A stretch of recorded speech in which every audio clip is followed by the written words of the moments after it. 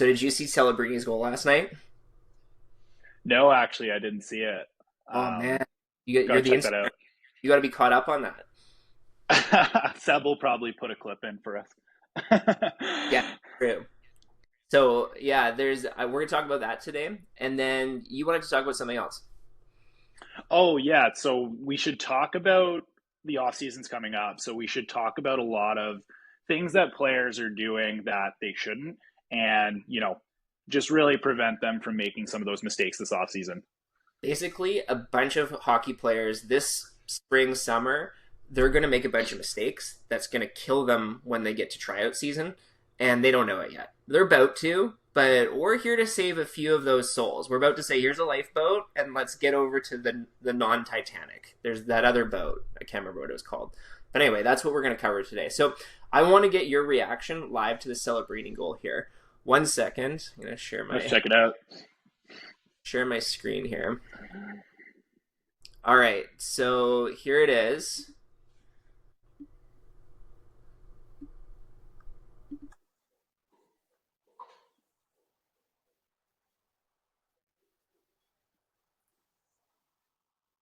Oh wow.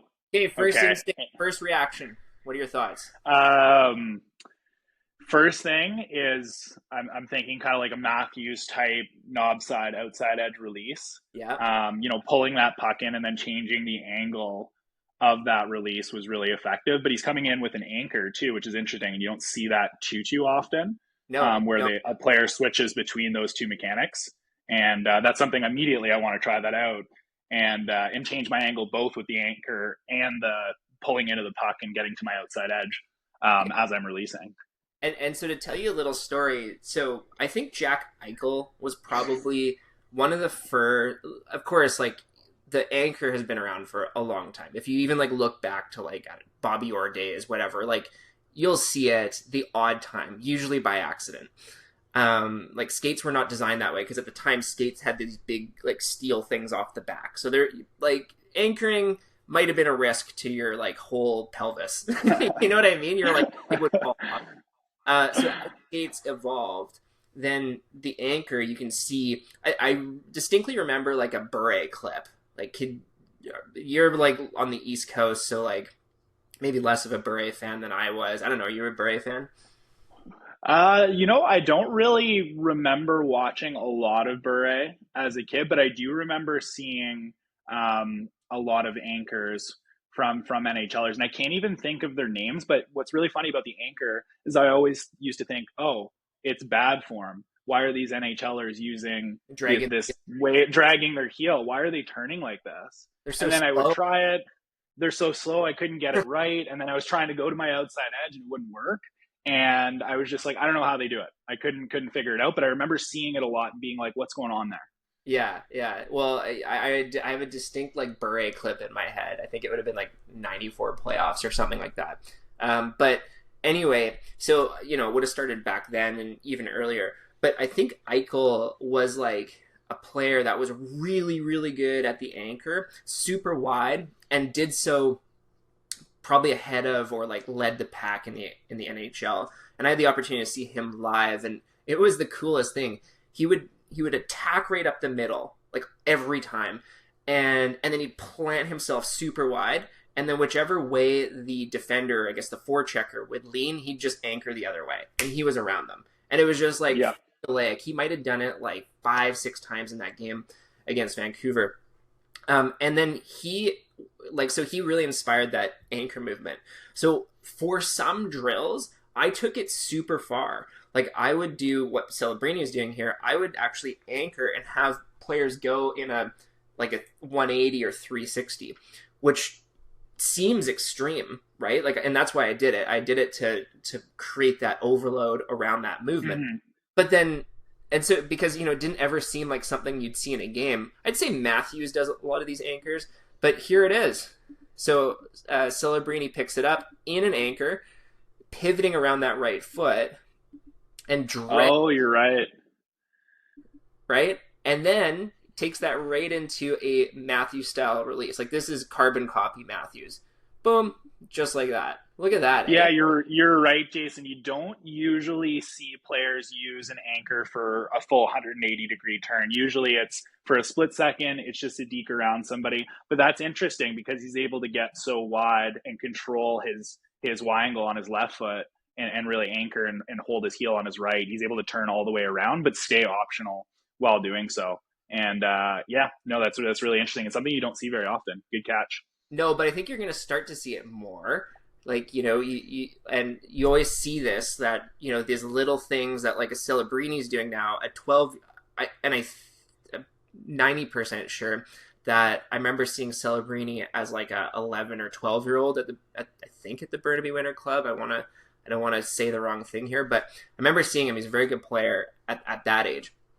But he would have been at the time watching like the Sedins, right? And so now there's a 12 or 13-year-old that is watching this clip, and consciously or not, they're going to be looking at this and saying, what is that? And like trying that out. And so you're going to see more of this thing start to happen. I think another clever thing, which is like, just clever, is that and I don't know if this factored into his decision making. It would have been probably very subconscious. But the fact that his teammate is right here and the fact that he aims on that side is kind of funny, because the goalie's probably thinking, he doesn't want to hit his teammate, right? He'd rather hit Quinn Hughes. So there's maybe just a split second hesitation on that short side. And this is me like really going to like mind reading Celebrini here, which I cannot do. But it's like an interesting thing that he tucks it so tight to his teammate there. Yeah, no, and what's really interesting. What do you think? Is that too crazy of an idea? No, I think that's very possible, and you have to be quite confident to hit that shot. But what I like from Celebrini and what you see, well, from a lot of like good NHL shooters, especially Matthews, is when he gets into that outside edge role position, he's staring at his target. He's using the quiet eye. He's really dialing that in, so he's able to aim very, very precisely. And I think he saw more net on that short side than he did the long side, and had the confidence to put it there. Yeah, there's also like the momentum, like the momentum of the player, and you end up, you really kind of like, it's such a, there's absolutely no way that someone is like consciously thinking that is pattern recognition of having done that thousands of times and knowing that if I do this, then that will happen. And you also, highlights are always totally deceiving, because another thing, the Dangle by design, Sidney Crosby's Dangle by design, that was something that, we got from his highlight reel clip. But again, having the opportunity to watch him in a game, I watched him. I don't know if have you seen Sid live? Oh yeah. I've been to a Pittsburgh, Ottawa and Pittsburgh game. Yeah. So what were your takeaways from watching Sid? Well, I think one of the biggest things from watching Sid is how often he shuffles. How often he'll actually get into that shuffle and switch between crosses and shuffles. And then I had a lot of my younger players go out and watch Crosby, and they thought the exact same thing. I said, "What do you think?" And they said, he uses a lot of shuffles and he stays optional that way. And then one of the things about Crosby is you really notice his width. When he's lining up for his faceoffs or when he's approaching a defender, I think he's quite good at getting into the corkscrew and moving laterally. And then, he's a dog in the corners. Like, he's using 10 and 2 shuffles out of the corners, and he's really good at protecting the puck and seeing the play after he's protecting the puck. So Crosby's one of those players that, he stands out. He uses a lot of the mechanics, and he's particularly good at those ones. Yeah, well, okay, so here's what I noticed on his Dangle by design, is on the highlight reel clip, it always worked, right? Everyone was a perfect Dangle by design. But in that game, he might have attempted the pattern 8-9 times. And it only worked 1 out of the 8 times. That was very interesting to me, because I was like, you get those people saying like, oh, continue to make mistakes and push it and blah, blah, blah. But they also have coaches that are like, no, don't make plays. Don't turn it over. Now, granted, you have to understand your social hierarchy and like your skill level hierarchy and your place on the team. So if you're a fourth liner and you're trying this, you should not do that. You should just dump it deep. And that's a hard You should. You really should. But if you're a first liner or second liner and then you're not attempting when you're there to make plays, my lesson I took away from that was that you gotta actually try. And 1 out of 8, 1 out of 9 is not a bad outcome for Dangle by design. And Sid did that like again and again and again. On like the sixth time, I'm like, oh geez, like he's tried this 6 times. Like why is he still trying it? Well, because on the seventh time it worked. Yeah, it's a And numbers game. and then it was a highlight reel, and like that probably made it to the highlight reel. And then 1 out of 20 times that ends up being in the back of the net, right? So Yeah. 1 out of 10 times, or I guess 2 out of 20 times it works. 1 out of 10 times it works and results in a goal. So that was a surprising thing to me. Yeah, and I that's really true, and I think players have to try it more often. I think one of the things that like makes players so hesitant of using that dangle by design formula, and they think that, oh, it's going to be so hard to make it work in game, even though we see it time after time, is you have to get quite close to the defender when you're doing so, and you have to approach them quite like get right up close to them. Crosby will sometimes even put it underneath the stick of the put the puck underneath the stick of the player. He'll anchor, shuffle the other way, and then he's gone. So I think sometimes players back off and they may try to approach it, maybe try to go straight on or try it too far away. But I think that from the dangle by design approach, I think Crosby's a really good example of somebody who's comfortable using it in tight like that.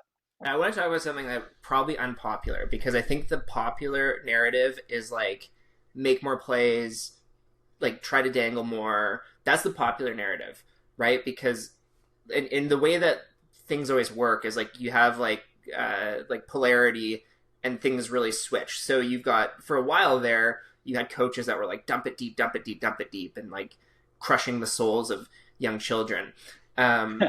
With no creativity. And then you've had this swing the other way where coaches are saying like, oh yeah, actually like make plays, blah, blah, blah. But you know who got it really right was Belfry, because he's been really smart and really clear about saying, know your role, do well within your role, and then expand that in an intelligent and thoughtful way.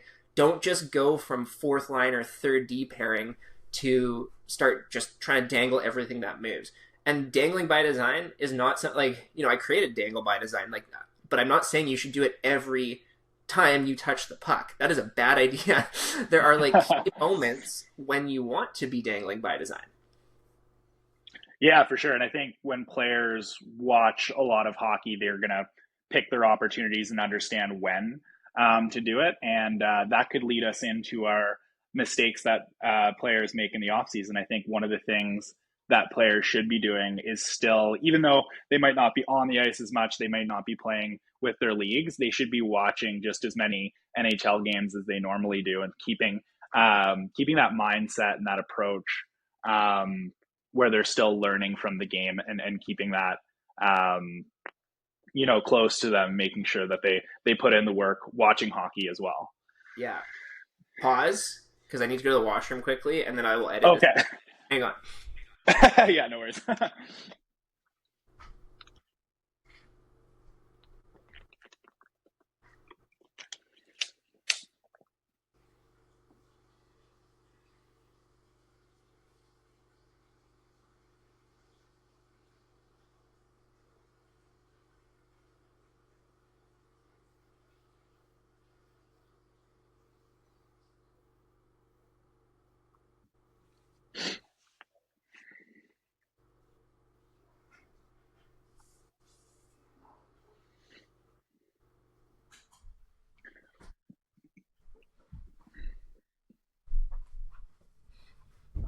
Okay, unpause.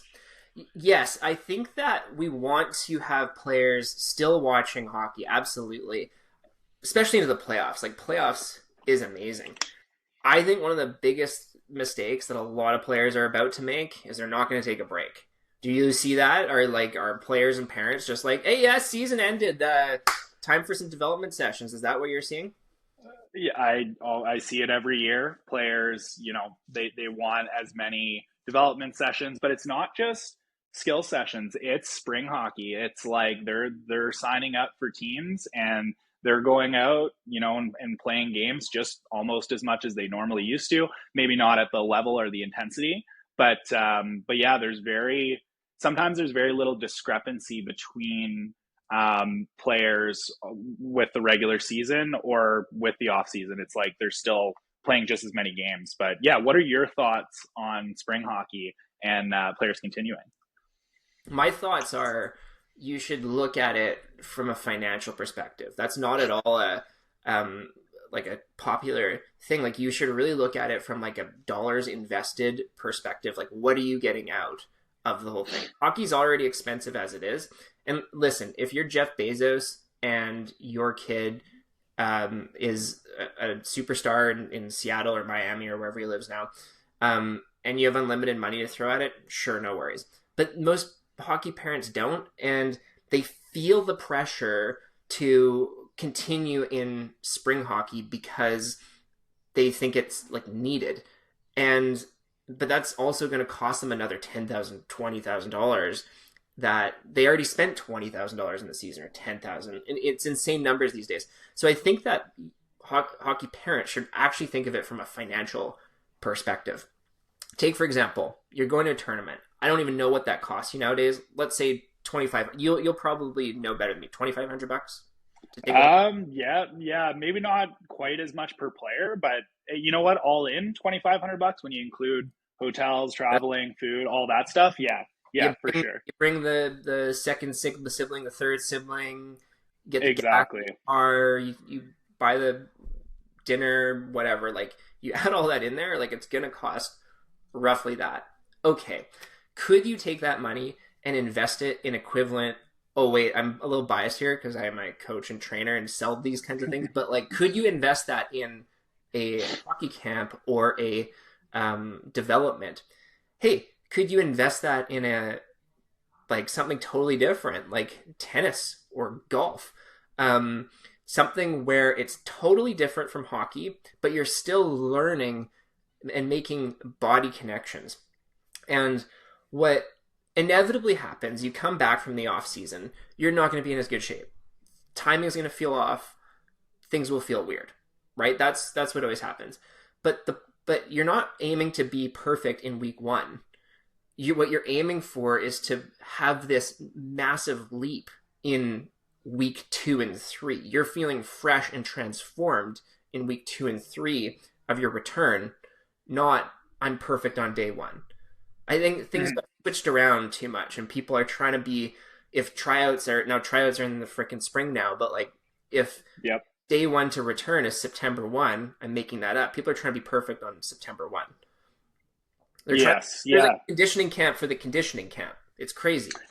And what I wanted to add to that too is, spring and summer represents a really good opportunity to make adjustments and maybe make changes and develop your game and look at it from a little bit of a different angle. So I think personally, rather than investing in a lot of spring hockey, because again, what is it getting you? And it's obviously more expensive than investing in development. I really think players could take advantage of, filming themselves and really starting to adjust things, maybe working with a coach as well. And it's just a great opportunity to make those changes and be accountable to a training schedule and then see the game from a little bit of a different angle rather than just pounding games just kind of like the way that you have been all season, because nothing really changes then. Yeah, listen, I'm not anti-spring hockey. I know you aren't either.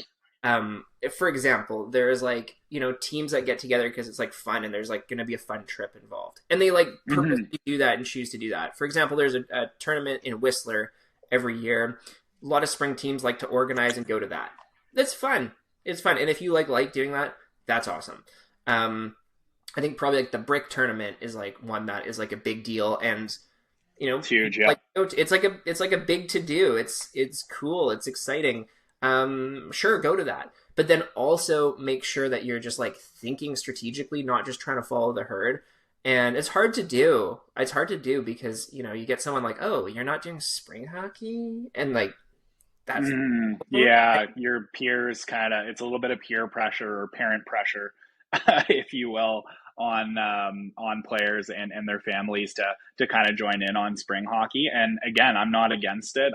I like to see players continuing, but it's just make sure you're developing and you're thinking of a strategic plan, just kind of like you said.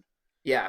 Now, I see a lot of players that are just not prioritizing other sports. That is the biggest thing I see is you can learn as much, if not more, just because it's the time of year, from a great tennis coach or a great golf coach, or learning something like basketball, or I don't know, anything like this, soccer. Mm-hmm. Incredible what you can learn, both tactically and also mechanically, through just like your body feel. Like you learn how to get your body to feel the movements totally differently when you learn another sport. So like imagine taking the same effort and focus you're about to put into spring hockey and then put that into getting a little bit better at soccer. Now imagine like a garbage soccer player or like a C level or B level. But hey, maybe you're good. I don't know. But just try to get a little bit better.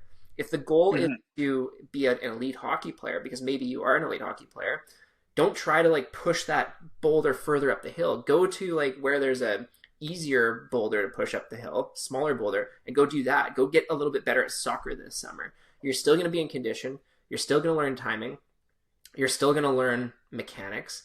You're going to think tactically at a whole new level. You're going to understand how some things translate and how some things don't. And you're going to learn that. I don't see players doing that. Do you? Yeah, exactly. There's so much to learn from other sports, and there's a lot of similarities, like between tennis and hockey, for example. Talk tennis. What do you notice is similar? The rotational aspect of it, and I find shooting is very similar. There's a lot of like, I'll give you an example. I was practicing. We actually have a ball machine at our club, and I was practicing running to my right side because I'm a right-handed tennis player. And what I noticed is when I was getting to the ball just a little bit late, my shot turned into, or my stroke rather, turned into kind of like a Kucherov type release, where I was turning my hips that way and generating more force from my hips. And then I noticed that the movement was identical to the way that I shoot, except that I'm left-handed in hockey, so it's just the opposite hip, but identical feel there. So it's something that you can learn. Backhand, aren't you? Are you two-handed backhand?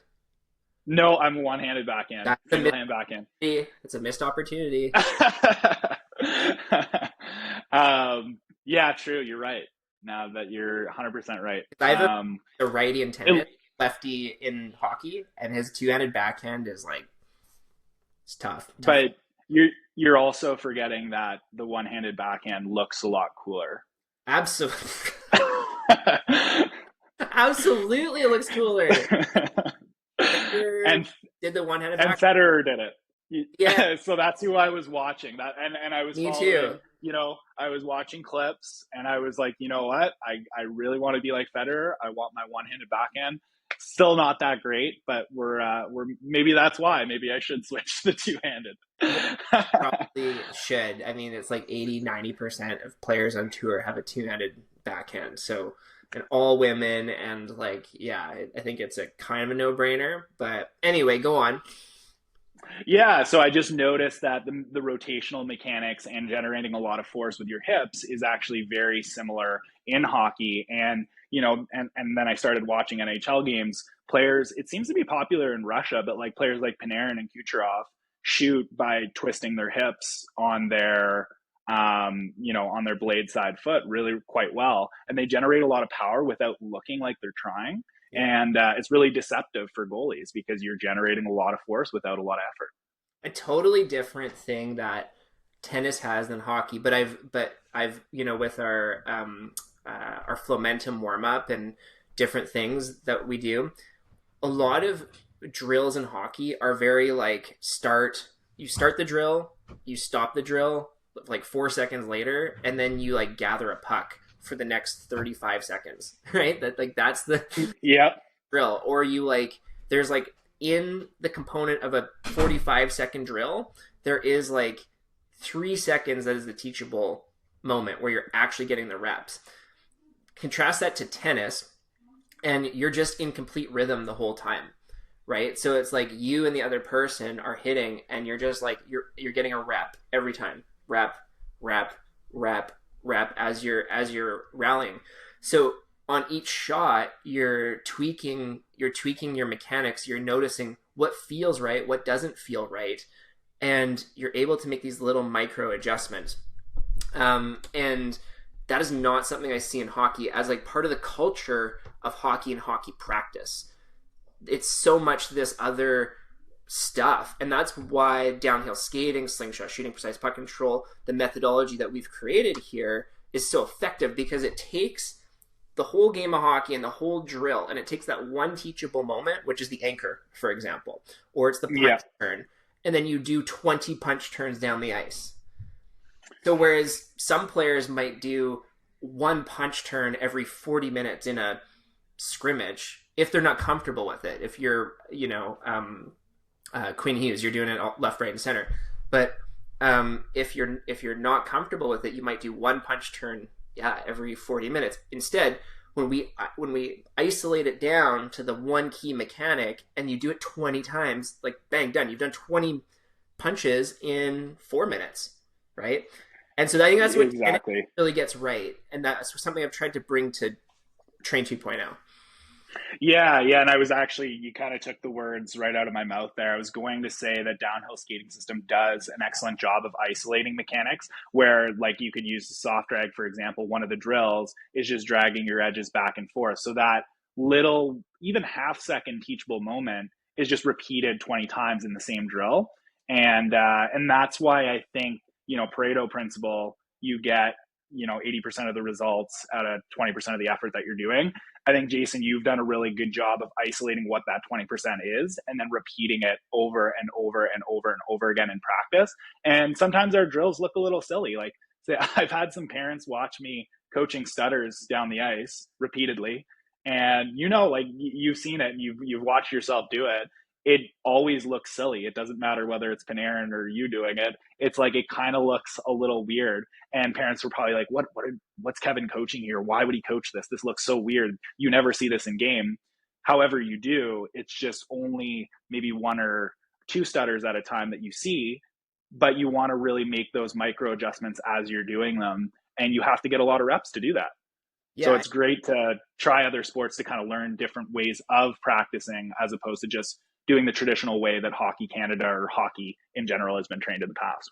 Yeah, and soccer has a similar warm-up. Like, my wife was an elite soccer player. She was captain of UBC women's soccer, and like at the national trainer, Whitecaps, blah, blah, blah. I don't fully know, but it was elite. She reminds me of that all the time. But like, she would take me through a standard soccer warm-up, and I was like, this is brilliant. Like, so it would be like, it was just this routine that you'd go through every time, and it would be like top of the foot, inside of the foot, and you'd always be in rhythm. So you'd be like bouncing foot to foot, and then the ball, and you and the other person are in sync, right? And so the ball thrower tosses you a ball, and then you're returning it. I guess it's called volleying. You volley the ball, and that was their warm up. They did every single practice. They would do this. They would run through this very simple rhythmic thing that was improving their touches and their mechanics on every single touch. And hockey, like, our warm-ups are like, okay, let's get on the ice and let's start doing laps. It's so true. And like, oh no pucks yet. Don't touch the pucks yet. Okay, all right, I'm gonna blow the whistle and you're gonna go a little bit faster. That was my practice with Mike Keenan. And on 2 whistles, we're going to go slower. And then we're going to go side to side. And he was waving his stick side to side. And I'm imagining Gretzky doing this with him. And I felt in that moment like Gretzky. And that's not true. But I was like, what are we doing? We're just skating around. I need to get better at things. But I wasn't expecting that much from him. But you know what I mean? Like, that is missing. Yeah. I remember you... Sorry to cut you off, Jason. I remember you telling a story, and I think it was your wife just like, you watched one of these practice when you were back at UBC, and then she was like doing this drill, and it was so elegant and it was so like crazy, and then you went to ask her after the practice was done, and you're like, what was that elegant drill that you guys were doing? And she's like, oh, that was just Keepaway. Yes. I was watching mesmerized because I was like, wow, this is so dynamic. Like, they're in the right body positions, they're passing to people, and like they're always seeing their options, and they were like deciding between like deception this way and deception that way, and when to protect the ball, but they would like sometimes change positions, and I was like, what is happening? And then she was like, yeah, it's Keepaway. We do that every practice. I was like, boom, like whoa.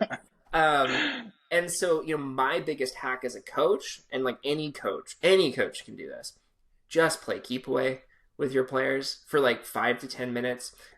They'll get better. And then every parent will be like, wow, your team's made so much progress this year. And then you'll say, yeah, it's because I'm a genius coach, but all you did was you played keep away.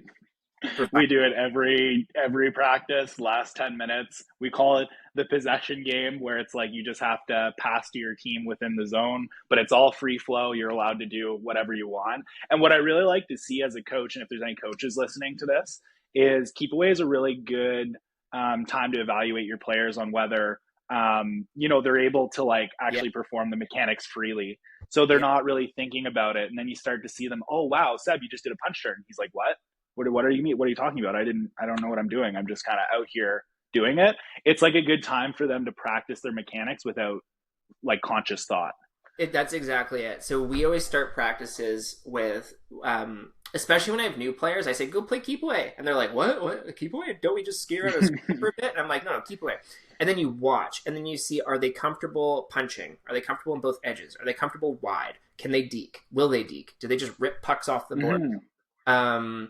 What are all the things that they do and don't do? You can see right away. You can see their psychology. You can see everything. And then what I aim to do, I know you do the same, is like in the practice, aim to improve one or two of those things. And then when you end the day with the keep away as well, then you end up seeing, did I make a difference? And it's that before and after that, when you do that, you end up seeing, did my coaching actually work? Was there an intervention here? Or did my coaching just not land? And so that like feedback is the key thing here, like is the feedback loop. You're never going to get it perfect, but you're always going to be able to make subtle adjustments. Going back to tennis or soccer, that is like, because you can be subtly making adjustments all the time, you get the ability to really find your groove. And so that's what we're aiming to do, is like get the reps in on the key things so that you can find your groove in the punches, in the anchors, in the soft drags. Most people will never do a soft drag. Not most people, but like a lot of people will never do a soft drag. No, you're right. Most people will never do a soft drag unless it's introduced to them. Yes. And like even like pretty high level players, you're like, hey, do a soft drag. And first off, they don't know what it is. So you have to teach them. You have to show them like, explain it, show them Rasmus Dahlin doing it. Yep. And like every other NHLer. And then you show them that, and their hips like don't move that way. They don't understand the physics of it. And it's really cool to see after. It usually takes, what do you see? How many sessions do you see it takes from someone to go from beginner to like comfortable with it? Like, I think probably like 3 sessions, like 3 hours of soft drags before they're actually comfortable. But what you see at first is them trying to push with the non-dragging foot. Yeah. And that's immediately the error. And then as soon as you tell them, it's like, no, just adduction on the other side, or it's just a slight edge drag on the other side. You don't have to try so hard. Then they start to really get it. So more relaxed players, like players who are more like efficient with their movement, maybe a little bit more athletic, will get it. But players who are more used to trying really hard and working really hard, they may need to unlearn a couple things before they learn it. Yeah, you have to probably, so that might be like, if someone's a more relaxed player, then like, 3 sessions, I'd say that's about right. If they have to learn things, maybe it's another 2 sessions to unlearn, and then 3 sessions to learn. And that's one, maybe, I don't know if we'll shut up about tennis or not. I'm hoping anyone just becomes a tennis fan and a tennis player. That way we can run joint hockey and tennis camps together, which would be sweet. Or like, hey Barber, we could actually play tennis on the ice. Yeah, but that would mess up my footwork. He's too good. He's too good. That guy's got a great backhand. One-handed backhand. It is a thing of beauty. So wow. hitting with him is really nice. He's a really good player to hit with. But what was I saying? Is that you get that feeling of right tension, which is something that's not taught in hockey a ton, right? It's either like in hockey, it's like you lean and you push and you got to go harder, or like you're a wimp, right? Those are the two extremes. That's it. In tennis, if you get too tight or you try to hit too hard, if you try to hit hard, you don't hit hard. If in tennis, when you're loose and you get your timing and rhythm right, then it's these shots that pop up. Then it's hard.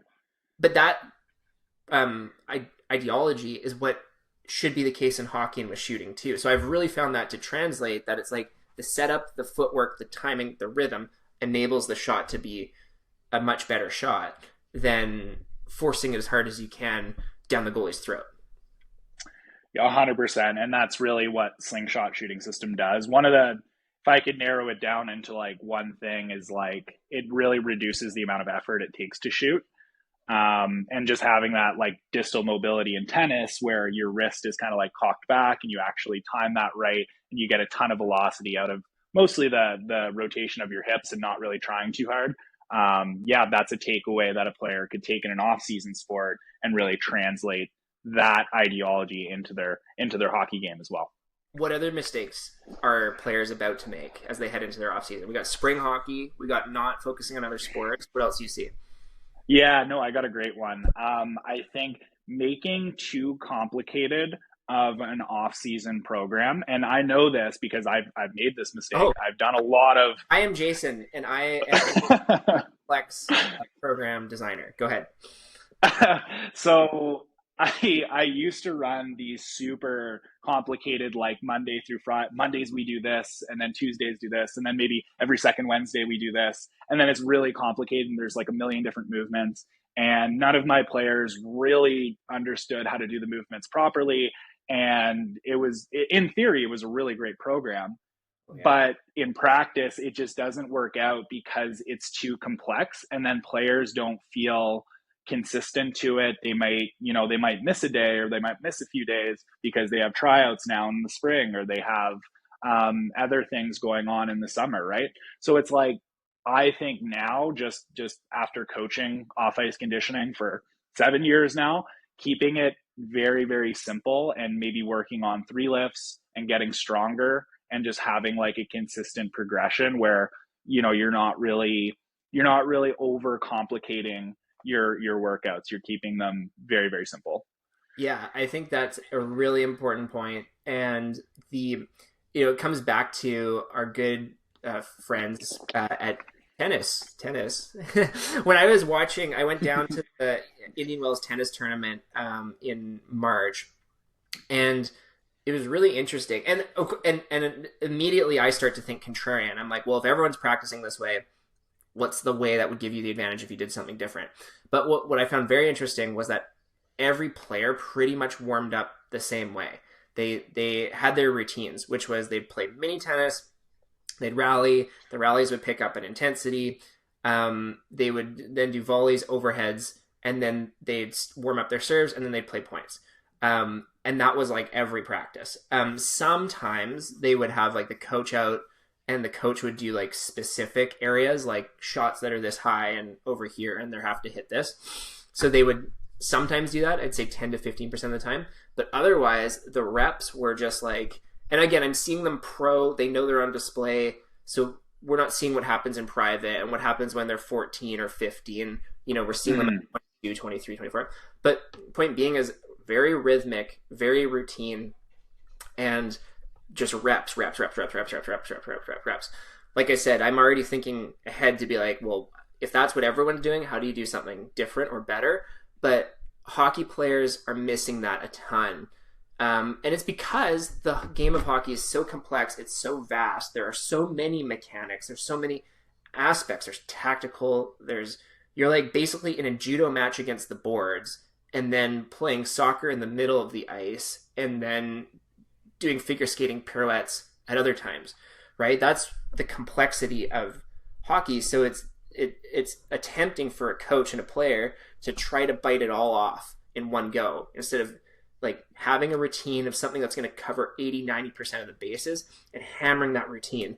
every single day that they're practicing, and when they're focusing on hockey and not soccer or tennis or golf or something else. Yeah, no, I think you hit it on the head there. Just those simple reps of some of the same things over and over and over again. And I've seen that in my players from, sometimes we dedicate entire practices just to the same movement. And I find those practices are some of the most effective, where it's like you're just practicing the same basic drills over and over and over again.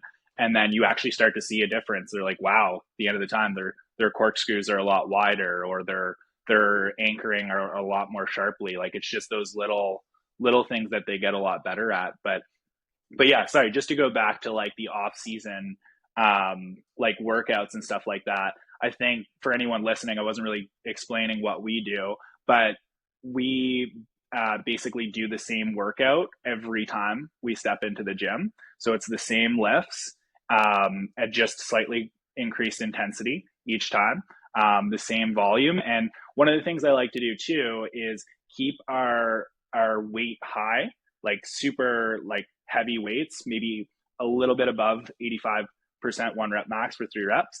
And I think one of the things that does is it keeps them fresh for other sports or other, they're not super, super sore. And then one of the things that players make a mistake of is they go into the gym super hard and they're super sore the next day and they're like, I don't know if I want to do this again. And then I've seen it all the time. And then they don't stay consistent to a plan. But if you just make those incremental weight increases and keeping your workouts really simple, that's where I think you'll actually start to see some major gains in your off ice and strength performance. You'll see some total massive gains, because like a key thing that people need to know is that when you're intensely training off ice, I call this energy stacking. It's like doing the most important thing when you're the freshest. And so your central nervous system, your CNS, is your brain and spinal cord and nerves. And it's very possible with like heavy and intense and like complex movements that you fry your CNS, like you tire yourself out. So if you do that first and then you go do mechanics, you're going to be a useless slop of muscle and bones on the ice. And you're not going to maximize your learning, and that's really the most critical component.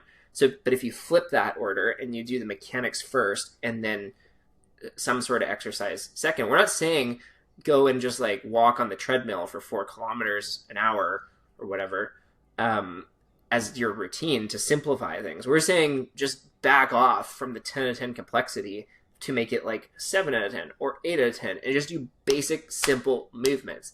And then also when it's so basic and simple, then you have a little bit of extra time and energy and creativity and thought and space to do a more complex movement. If you have some sort of specific rotator cuff issue and you need to like do some sort of intricate thing, then you can do that because you didn't spend the other 49 minutes of your 60-minute workout doing all sorts of crazy stuff.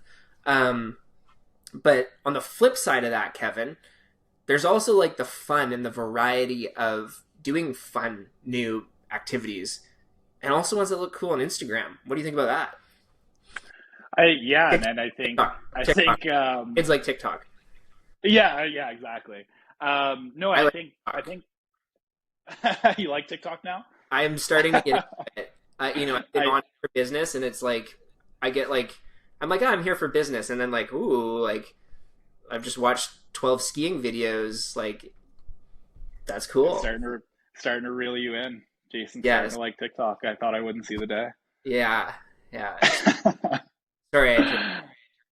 Yeah, no worries at all. No, I think it's really important that, again, like going back to like doing other sports and other activities during the off season is really important as well. And sorry, one thing I just wanted to add to like the whole theme of the off season is one of the things I think players don't spend a lot of time doing is just getting themselves, could be a piece of plywood, could be a piece of synthetic ice, it could be your floor, it could be concrete floor in your garage, and just going out there and just stick handling and just practicing and you can make it fun. You can do little drills. You can maybe do some saucer passes, do some punts, like just little things in there. And just as a coach, just seeing this, I can see a big difference between players who practice off the ice and do those sorts of things and remember to do a little bit of skill development at home and add that into their off ice routine. And yeah, it's just going to make miles of difference for you. And just a quick little hack too. One of the things that I experimented with last year that worked really well for me was getting my heart rate into like zone 2 while I'm doing my stick handling. So I'm doing cross unders, I'm doing shuffles, I'm moving my body while I'm stick handling. And then that's getting me into, enough of an aerobic capacity that it's actually conditioning at the same time. And I think that's something that players could really benefit from, because I really find that fun and enjoy that. Just stick handling and making new drills. And you can follow precise puck control from Train 2.0 Plus, and that's really helped me as well. And yeah, and it's a good way to get your conditioning in too. And let's leave the group with one last kind of concept, which is, I'm going to call it the smile of knowing. And what I mean by the smile of knowing is, let's say you return to the season, it's like August or September, and you are fresh, you've learned something new in tennis or soccer or golf or basketball or whatever. I wouldn't recommend rugby or football because you get injured and then that sets you back. That's why I like kind of non-contact-y sports like golf and tennis. That's actually a good one, Jason. Number one rule in the off season is don't get injured. Yeah, that's the exact opposite of what you want. You want to get better, not worse. Exactly. But there's this concept called, because I just invented it, called the smile of knowing, which is when you've done the game specific reps and you've done them so much that you're so comfortable in a game, and then you pull it off when you get into your new season. So let's take like a punch turn and escape. Let's say you've practiced that 5,000 times this summer, and you'd have to do the math on like how many times you have to do it per day. I don't know if 5,000 is realistic, maybe 2,000. But let's say you've done that 2,000 punch turns over the summer, and then you go into September or August or whenever that first thing is, and you fire off that punch turn. That's when you have the smile of knowing, because you came in, you escaped, and you left, and then you're gonna know inside, internally, in your own soul, that like what you did just paid off. And you can't get that without the reps, and you can't get that if you're not focused on in-game, that concentration of in-game 20% of mechanics that are going to cover 80% of your movement. And that's how you have a great off season, is that smile of knowing. So that's everyone's goal, if you're listening, is to have that smile of knowing. Now, we talked about a lot of stuff, Kevin. You've talked about a lot of stuff. I got my Arrow shirt on. You've got your coaching. What do you want to share with our listeners about things that are got going on if they want to work with us more closely? What do you got? Yeah, so speaking of off season, we have our camp coming up in Brampton, in close to the Toronto.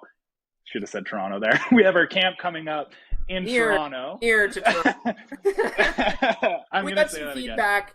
I'm guilty. I pushed for it to say it was in Toronto. I knew it wasn't in Toronto, but I wanted it branded as Toronto. But go on. You're fair. So I'm just gonna restart there. We'll edit that out. So we have, speaking. No, I like that. I like that backstory. Go on. Near the Toronto. Near the Toronto area, and we have a few spots left, not too many, but yeah, if that's something you want to really hone in on your mechanics this year and get. Okay. The recording stopped. I think that. Oh shit! It's still going. I think we're still going. Yeah, it looks like it's still going from my end. Yeah, I think it did like 2 sessions, but anyway, okay. So enough backstory. Toronto, go ahead. Area. Yeah, so we have a camp coming up near the Toronto area, And it's going to be a great opportunity for players really looking to make adjustments to their mechanics and really set up your off season right, get it off on the right foot. And we're going to be doing a stride assessment there too. So we're going to do some video analysis. We're going to go through all of the mechanics of downhill skating system, and I'm really looking forward to it. You know, meeting some of our Train 2.0 Plus members, and meeting some other new friends, I'm sure, as well. And we're doing that in Anaheim, Is May Anaheim 9th sold and out? 10th. And It's very close. I think There's there's one or two spots. 2 spots left, if I'm not mistaken. It's either 1 or 2. Probably 1 though. But yeah, Anaheim's going to be the same thing. We're going to run the same programming there. And again, really looking forward to going to Orange County. Maybe I'll stop by Disneyland while I'm there. And yeah, we're going to be going over the mechanics. Great opportunity to get your off season off to the right start. And again, we're going to be going, or can I say it, Jason? Could I say we're going to the motherland? Yes, we can mention that. So July 14th, 15th, 16th, you will be coming to the motherland of Train 2.0, its birthplace. We actually got the ice up at UBC, where I did covert filming operations of my own mechanics. So this was where it was all hatched, where my education was, where I played hockey. So we've got the rink there. And yeah, July 14th to 15th and 16th. And that is going to be an exclusive to Train 2.0 Plus members. I will be releasing more information and dates on that. It's going to be by application. It's going to be a sold out camp. So we need to make sure that we're creating the right composition, the right environment. So we're not just going to be, unfortunately, letting anybody in. And it's not about you're good enough, bad enough, whatever. It's about making sure the group as a whole has cohesion. So we're going to be screening for that. So we are going to be needing applications for that. But more information will come out about that. Coaching. What about coaches, Kevin? What if coaches want to hear from you? Yeah, so if you're a coach or maybe skill development coach listening to the pod, we have officially passed the 40 mark. So we have 40 Train 2.0 certified coaches teaching downhill skating system and precise puck control and slingshot in their local communities. And if that sounds like something that you want to bring to your community, I'd be more than happy to introduce you to our system on a call. And yeah, I'm really happy with the direction that our coaches are heading. And you know, everybody's doing great work. We got some in Southern Ontario now. We have some in Alberta teaching downhill skating system, and it's been a really, really cool experience growing Train 2.0 and other places, just like I have for my local community. Yeah, totally. All right, two more. If you want to take advantage of any of these, just email us support@train2.0.com. It's like train, number 2, the word point, and then 0.com. And or hit us up on any of our socials. But last two, if you are like me and you wonder what the hell is in your supplements, and you're wondering how in the world do I prove that, then you might like Arrow. So it is true that supplements are 89% of them are not what they say they are, and there is no way to verify it. And if you ask the supplement companies are terrified that you'll ask these questions. What is in there, and how do I know for sure? Because the truth is they don't know. So that's one of the reasons that we started Arrow supplements. We started with a magnesium supplement, which is one that I really wish I had when I was playing, because I would tend to cramp later in games and due to dehydration, but not because I wasn't drinking enough water, because I didn't have the right, I think it was because I didn't have the right electrolyte balance. And I think magnesium was a key part of that. So I've noticed now that I take magnesium, not only do I sleep much better, and ours is a special type of purity. I'm not going to go into that, but that really helped me with cramping and I believe muscle contractions. And then lastly, of course, Train 2.0 Plus.